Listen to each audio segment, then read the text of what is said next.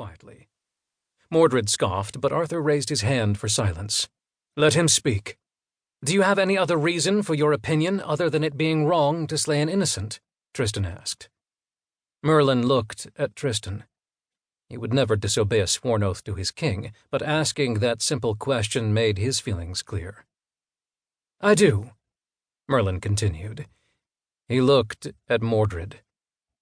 "You are right in saying that to allow him to remain alive is a huge risk, but," Merlin carried on, ignoring Mordred when he opened his mouth to agree, "he would be a far greater weapon should he be slain." Sir Mordred leaned forward. "Cryptic, even for you, Emrys." Merlin tried not to roll his eyes. Mordred always delighted in using the druid's version of his name, although he wasn't sure being called the beginning of the end was much of a compliment. Mordred was just trying to be clever.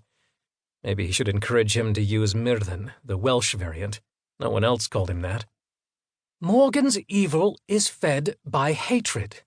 Merlin paused, knowing if he tried to explain that the very earth they stood on was crying out in warning, Mordred would probably lock him in the dungeon and throw away the key. He knew she was dabbling in blood magic. There had been disappearances, and tales of bodies found completely drained of blood. From what Merlin had been told, the people that had disappeared had often been ones that had some minor magical ability, healing, perhaps, or weather workers.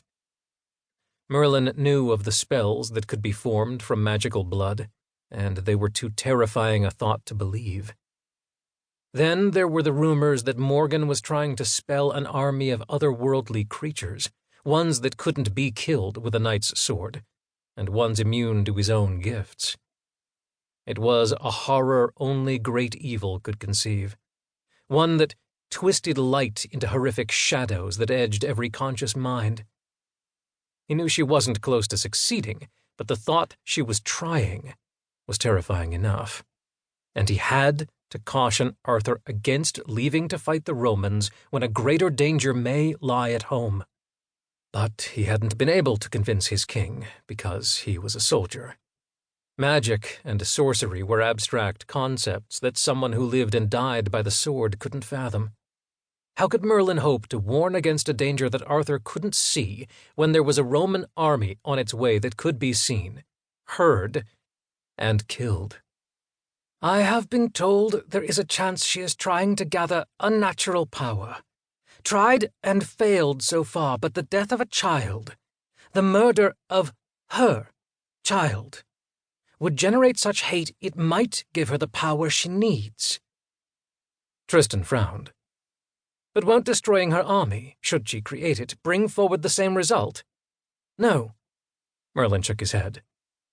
"Her army is a means to an end. She wouldn't care how many lives, how many souls were lost on the battlefield, but the death of her son is too personal." "I doubt Morgan is capable of love," Arthur countered. "She is unaware that the boy isn't even with the nursemaid she left him with." "Not in the way you mean, perhaps, sire. Her love isn't selfless. She would think nothing of destroying someone she loved to get what she wants. But if someone else took that from her, I am honestly not sure even I would have the strength to fight her after that. She has not the power yet, but with enough hatred to turn her soul completely black, she may do. And it is not something any of England wishes to find out." "He can't stay here," Tristan replied. He looked at Arthur. "Shall I send the boy to France?" Arthur recoiled. "No. I would not want a foreign enemy to get their hands on him." Merlin shook his head. The real enemy wasn't another nation, it was much closer to home, and he needed to be hidden far away, but Merlin couldn't explain that. "I can send him somewhere safe," Mordred said.